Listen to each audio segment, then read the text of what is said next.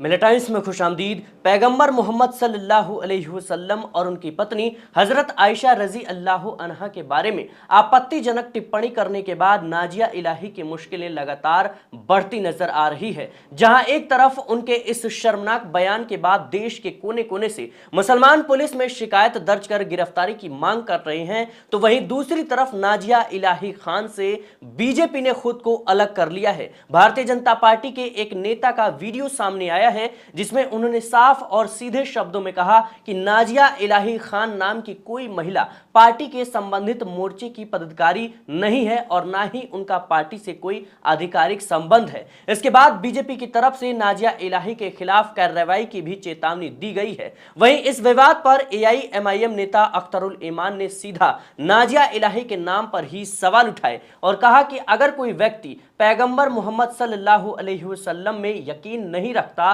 तो वह मुसलमान होने का दावा कैसे कर सकता है, वो इस तरह अपना नाम कैसे रख सकता है। अख्तरुल ईमान ने और क्या क्या कहा, बीजेपी की तरफ से क्या प्रतिक्रिया आई और देश में नाजिया इलाही के खिलाफ कहां कहां कैसे एफआईआर दर्ज हुई है, इन सभी खबरों की जानकारी आपको विस्तार से देंगे। लेकिन उससे पहले एक ऐसी खबर पर नजर डालते हैं जिसे जानने के बाद आप सोचने पर मजबूर हो जाएंगे कि मुसलमानों को फंसाने के लिए किस तरह की साजिशें रची जाती हैं। बरेली में मुहर्रम के जुलूस के दौरान पाकिस्तान जिंदाबाद के नारे लगाए गए। जब सोशल मीडिया पर वीडियो वायरल हुआ तो सबको लगा कि यह नारा जरूर किसी मुसलमान ने लगाया होगा, जुलूस में शामिल लोगों ने लगाया होगा। लेकिन पुलिस जांच में जो सामने आया उसने सबको सोचने पर मजबूर कर दिया कि आखिर मुसलमानों को बदनाम करने के लिए क्या क्या और कैसे कैसे साजिशें की जाती है। इस मामले की पूरी जानकारी आपको आगे विस्तार से बताएंगे। फिलहाल बात करते हैं पहले खबर की। पैगंबर मोहम्मद सल्लल्लाहु अलैहि वसल्लम और उनकी पत्नी हजरत आयशा रजी अल्लाह अन्हा के बारे में आपत्तिजनक टिप्पणी करने के बाद नाजिया इलाही खान की मुश्किलें लगातार बढ़ती नजर आ रही है। खुद को बीजेपी अल्पसंख्यक मोर्चा से जुड़ा बताने वाली नाजिया इलाही खान का एक वीडियो क्लिप सोशल मीडिया पर तेजी से वायरल हो रहा है, जिसके बाद देश में मुसलमानों के बीच भारी नाराजगी देखने को मिल रही है। बता दें दर्शकों कि मुस्लिम संगठनों, सामाजिक कार्यकर्ताओं और धार्मिक नेताओं समेत आम लोगों ने उनके इस बयान की कड़ी निंदा की, नाराजगी जाहिर की और कानूनी कार्रवाई की लगातार मांग कर रहे हैं। कई राज्यों में उनके खिलाफ शिकायतें और एफआईआर भी दर्ज कराई जा रही है। प्रदर्शनकारियों की मांग है कि नाजिया इलाही को जल्द से जल्द गिरफ्तार किया जाए, कानूनी कार्रवाई की जाए। दरअसल इस मामले ने नया मोड़ तब लिया जब बीजेपी अल्पसंख्यक मोर्चा के राष्ट्रीय अध्यक्ष जमाल सिद्दीकी ने स्पष्ट किया कि नाजिया इलाही नाम की कोई भी महिला पार्टी के संबंधित मोर्चे की पदाधिकारी नहीं है और ना ही उनका पार्टी से कोई आधिकारिक संबंध है। उन्होंने कहा कि अगर कोई महिला बीजेपी का नाम लेकर इस तरह के बयान देती है तो वह गलत दावा कर रही है। जमाल सिद्दीकी ने चेतावनी देते हुए कहा कि निजी तौर पर किसी को भी अपनी राय रखने की पूरी आजादी है, लेकिन बीजेपी का नाम इस्तेमाल कर सुर्खियां बटोरने या समाज में विभाजन पैदा करने की कोशिशें की गई तो पार्टी चुप नहीं बैठेगी, उसके खिलाफ कार्रवाई भी की जाएगी। कई लोगों की मेरे पास शिकायतें आ रही हैं कि नाजिया इलाही खान एक हमारी महिला बहन है जो खुद को भारतीय जनता पार्टी और मोर्चा की पदाधिकारी बताती हैं। वो कई जगहों पर आपत्तिजनक बयान देती हैं और उनके वक्तव्यों से लोग काफी दुखी भी हैं। तो कई लोगों ने मुझे शिकायत की, तो उसके विषय में मैं सिर्फ इतना कहना चाहूंगा कि भारतीय जनता पार्टी और सक्षम मोर्चे का मैं राष्ट्रीय अध्यक्ष हूं। मेरे राष्ट्रीय कार्यकारिणी में, मेरे राष्ट्रीय पदाधिकारी की सूची में भी कोई नाजिया खान इलाही नहीं है और मैंने सभी प्रदेश अध्यक्षों से सूचना ली है, जानकारी ली है। सभी प्रदेश अध्यक्षों ने मुझे बताया है कि हमारे प्रदेशों के और सक्रिय मोर्चा में कोई नाजिया खान इलाही का नाम शामिल नहीं है। हमारे पास कोई नाजिया खान इलाही हमारी पदाधिकारी नहीं है। तो जो भी बहन हमारी नाजिया खान के नाम से काम कर रही हैं, मेरा उनसे गुजारिश है कि वो आप अपने निजी स्तर पर कोई भी बयान दें। आप स्वतंत्र हैं अपने काम करने के लिए, लेकिन कृपा करके भारतीय जनता पार्टी और सक्रिय मोर्चा का नाम इस्तेमाल ना करें। मैं आपको चेतावनी भी देता हूं, अगर आप इस्तेमाल करेंगे और उसके जरिए सुर्खियां बटोरने का काम करेंगे, समाज को बांटने का काम करेंगे, तो हम सब खामोश नहीं रहेंगे। भारतीय जनता पार्टी और सक्रिय मोर्चा आपके खिलाफ कार्रवाई करेगी। अब इस पूरे विवाद के बीच सबसे बड़ा सवाल यही उठ रहा है कि आखिर नाजिया इलाही है कौन? अगर वह बीजेपी की नेता है तो फिर बीजेपी उनसे पल्ला क्यों झाड़ रही है? और अगर बीजेपी का उनसे कोई संबंध नहीं है तो वह लंबे समय से खुद को बीजेपी अल्पसंख्यक मोर्चे की नेता कैसे बताकर अपनी पहचान बना रही थी? वहीं इस विवाद पर एआईएमआईएम के वरिष्ठ नेता अख्तरुल ईमान ने भी तीखी प्रतिक्रिया दी है। अख्तरुल ईमान ने सवाल उठाया और कहा कि अगर कोई व्यक्ति पैगंबर मोहम्मद सल्लल्लाहु अलैहि वसल्लम पर ही यकीन नहीं रखता तो वह खुद को मुसलमान कैसे कह सकता है? वो खुद को मुसलमान कैसे साबित कर सकता है? उन्होंने आरोप लगाया कि कुछ लोग वास्तविक आस्था की वजह से नहीं बल्कि लोकप्रियता पाने, राजनीतिक लाभ हासिल करने और मीडिया में बने रहने के लिए इस तरह के सस्ते बयान देते हैं। अख्तरुल ईमान ने यह भी कहा कि कुछ लोग राजनीतिक दलों की विचारधारा को आगे बढ़ाने और निजी फायदा हासिल करने के लिए खुद को मुसलमान बताकर मुसलमानों की ही बदनामी करते हैं, मुस्लिम समाज के खिलाफ बयानबाजी करते हैं।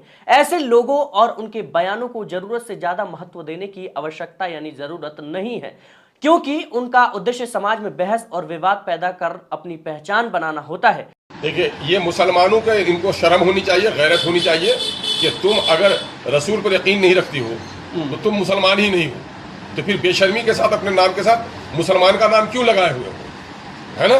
हमारे यहाँ फंडामेंटल वो है, फेथ है हमारा, तौहीद, रिसालत और आखिरत। अल्लाह को एक जानना, नबी को बरहक मानना और आखिरत को दुरुस्त मानना, आखिरत पर यकीन करना। ये तीन फंडामेंटल्स हैं जो ईमान में दाखिल होता है। जब रसूल पर उसका ईमान नहीं है तो फिर वो कैसी मुसलमान है ना? ये लोग सिर्फ मुसलमानों को गालियां देकर अपनी टीआरपी बढ़ाने और बीजेपी से कुछ उनके खैरात चुनने के लिए जा रहे हैं। आपने देखा है आज जो लोग कल मुसलमान बन के हिंदू भी हो गए थे। मैं कह रहा हूँ, धर्म तुम्हारी आज़ादी है, हम तुमको बांध के नहीं रख सकते। ये इस्लामी स्टेट नहीं है कि मुर्तद की सजा होगी। लेकिन इस देश में जो कुछ हो रहा है वो सिर्फ ये चाटुकार, इस किस्म के दोगले लोग हैं जो लोग अपने आप को मुसलमान कहते हैं और बीजेपी के नज़रियात की हिमायत करते हैं। दरअसल वो अपने ज़ाती मुफाद के लिए ये लोग हैं, अपॉर्चुनिस्ट हैं। ये लोग अपने निज स्वार्थ के लिए इस तरह का काम कर रहे हैं। ऐसे लोगों के बारे में तस्करा करने से क्या फायदा? नाजिया इलाही पर देश के कोने कोने में कई जगह एफआईआर दर्ज हुई। कुछ वीडियोस भी सामने आए हैं, देखिए जरा। इस वक्त हम लोग थाना चांदनी महल एसएचओ साहब के पास आए थे। एक बहुत जलील औरत ने आकाए नामदार मोहम्मद मुस्तफ़ा सरकार दो आलम सल्लल्लाहु अलैहि वसल्लम की शान में और हजरत अम्मा आयशा की शान में जो गुस्ताखी की है, जो एक पॉडकास्ट के अंदर उसने उल जलूल बातें नाजिया इलाही खान ने कही है, जो अपने आप को मुसलमान होने की दलील देती है। उस जलील लड़की ने जिस तरह से पॉडकास्ट में बैठकर जो कुछ बुरी बातें आकाए नामदार मोहम्मद मुस्तफ़ा सल्लल्लाहु अलैहि वसल्लम और उनके अहलो अयाल को लेकर कही हैं, वो उम्मत मोहम्मदिया को बिल्कुल काबिल बर्दाश्त नहीं है। हमें इतना भी बर्दाश्त नहीं कि अल्लाह के रसूल और उनके ख़ानदान, उनके घर को कोई भी बुरा भला कहे।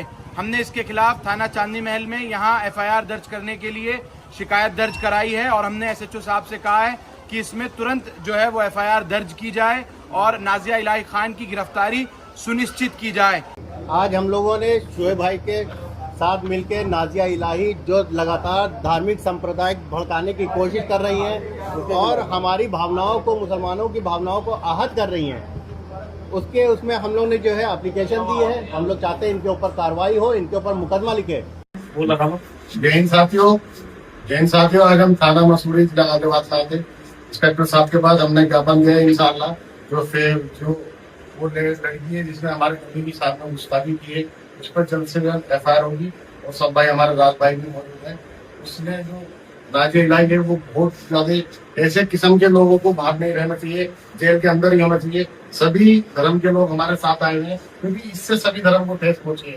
तो मुझे पूरा विश्वास है मसूरी थाने के ऊपर, साहब के ऊपर की इस पर सख्त कार्रवाई होगी। असल में ये जो है रहने वाली भी गाजियाबाद में रहती है, थोड़ा के अंदर, तो गाजियाबाद इलाका लगता है, तो जितनी जल्दी हो सके उस पर कार्रवाई करो। हम उम्मीद है उत्तर प्रदेश प्रशासन से कि ऐसे लोगों पर कार्रवाई करेगा और जेल में डालने का काम करेगा, क्योंकि तमाम धर्मों की सभी की आस्था है और सभी का सम्मान करना चाहिए। नाजिया वैश्या के खिलाफ हम यहाँ बैठे हैं। हमने मुंबई पुलिस से अपील की है कि मुंबई पुलिस उसको सलाखों के पीछे भेजे, नहीं तो हम जेल जाने तैयार है।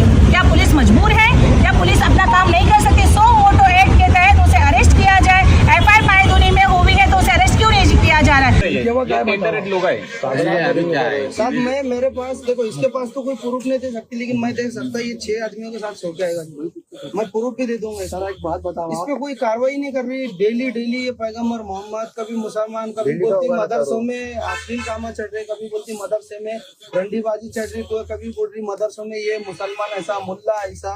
अब तो डायरेक्ट पैगम्बर मोहम्मद और हजरत आयशा के बारे में ऐसा तो इसका कुछ तो कहीं कुछ नहीं हो रहा है इसका। अब इस खबर के बाद आपको बताते हैं उत्तर प्रदेश के बरेली से एक ऐसी खबर सामने आई है जिसने कई बड़े सवाल खड़े कर दिए हैं। बरेली जिले के हफीजगंज थाना क्षेत्र के खाई खेड़ा गांव में मुहर्रम जुलूस के दौरान पाकिस्तान जिंदाबाद के नारे लगाए जाने का एक वीडियो सोशल मीडिया पर तेजी से वायरल हुआ था। वीडियो सामने आने के बाद माहौल गर्म हो गया और कई लोगों ने इसके आधार पर पूरे मुस्लिम समुदाय को निशाना बनाना शुरू कर दिया। लेकिन जब पुलिस ने मामले की गहराई से जांच की तो जो सच सामने आया उसने सभी को चौंका दिया। पुलिस जांच में खुलासा हुआ कि यह कोई अचानक हुई घटना नहीं थी, बल्कि कथित तौर पर दूसरे समुदाय यानी मुसलमानों को फंसाने और माहौल खराब करने की एक सोची समझी साजिश थी। आरोप है कि एक बच्चे से पाकिस्तान समर्थक नारे लगवाए गए और फिर उसका वीडियो बनाकर सोशल मीडिया पर जानबूझकर वायरल किया गया ताकि ऐसा लगे कि यह नारा मुहर्रम के जुलूस में शामिल लोगों ने लगाया, मुसलमानों द्वारा पाकिस्तान जिंदाबाद के नारे लगाए गए। नवाबगंज के क्षेत्र अधिकारी यानी सीओ नीलेश मिश्र और हफीजगंज थाना प्रभारी संतोष कुमार के मुताबिक ग्रामीणों और कुछ संगठनों की शिकायत मिलने के बाद वीडियो की बारीकी से जांच की गई। जांच के दौरान पुलिस ने वीडियो से जुड़े लोगों की पहचान की और पूरे घटना क्रम की पड़ताल की। जांच के बाद पुलिस ने इस मामले में मुख्य आरोपी बताए जा रहे हेमेंद्र और मुनेश को गिरफ्तार कर लिया। पुलिस का दावा है कि पूछताछ में दोनों आरोपियों ने अपना जुर्म कबूल कर लिया है। आरोपियों ने कथित तौर पर बताया कि उनका मकसद दूसरे समुदाय यानी मुसलमानों को कानूनी कार्रवाई में फंसाना और पूरे इलाके का माहौल खराब करना था। दिनांक 21/6/2026 को ग्राम खाईखेड़ा थाना हफीजगंज जिला बरेली में मुहर्रम के जुलूस में लगे पाकिस्तान जिंदाबाद के नारे संबंधी सोशल मीडिया प्लेटफॉर्म एक्स पर हुए ट्वीट की जांच में दो व्यक्ति योगेंद्र पाल सनाब झम्मन सिंह व भुवनेश कुमार सनाब तेजपाल सिंह के द्वारा गलत नियत से एक बच्चे से उक्त कथन करवाकर शरारत किया जाना प्रकाश में आया है, जिसके क्रम में अभियुक्त को हिरासत में लेकर सुसंगत धाराओं में अभियोग पंजीकृत कर आवश्यक विधिक कार्यवाही की जा रही है। अब सोचिए कि किस तरह से मुसलमानों के खिलाफ नफरत बढ़ती जा रही है, किस तरीके से मुसलमानों को फंसाने की कोशिशें की जा रही है। वो तो खैर है कि बरेली पुलिस ने जिस तरीके से जांच की और इनका जो सच था वो सबके सामने लाई और कहीं ना कहीं इनका पर्दाफाश हुआ। फिलहाल इस वीडियो को लेकर आपकी क्या राय है कमेंट बॉक्स में जरूर बताएं। देखते रहें मिल्लत टाइम्स। अगर आप चाहते हैं कि मीडिया के मैदान में हमारी कोई आवाज़ बने, मिल्लत टाइम्स मजबूत हो और इसी तरह आज़ादी के साथ ये इदारा काम करता रहे, तो आपको इसकी मंथली मेंबरशिप और सब्सक्रिप्शन लेनी होगी। ज़्यादा नहीं, महीने में 99 या 299 की भी आप मेंबरशिप लेंगे, ये इदारा मजबूत बनेगा। आपकी आवाज़ को इसी तरह मिल्लत टाइम्स उठाता रहेगा। यहाँ एक QR कोड आपको दिख रहा है, इसको आप स्कैन कर सकते हैं या डिस्क्रिप्शन में हमारी वेबसाइट का लिंक मौजूद है, उस पर क्लिक कीजिए। इस तरह का पेज खुलेगा आपके मोबाइल पर, जहाँ पहले अपना नाम लिखना है, जिस तरह कॉलम बना हुआ है फर्स्ट नेम एंड लास्ट नाम का।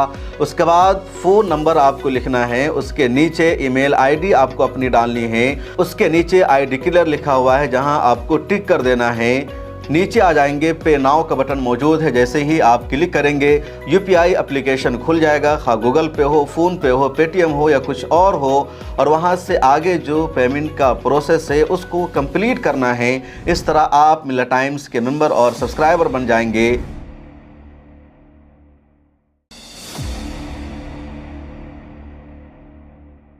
अस्सलामुअलैकुम दोस्तों, आप लोग कैसे हैं? उम्मीद करता हूं आप लोग अच्छे होंगे। हमें आप लोग सपोर्ट कीजिए, चैनल को सब्सक्राइब कीजिए, वीडियो को लाइक शेयर कर दीजिए और हमें इसी तरह प्यार देते रहें। अस्सलामुअलैकुम।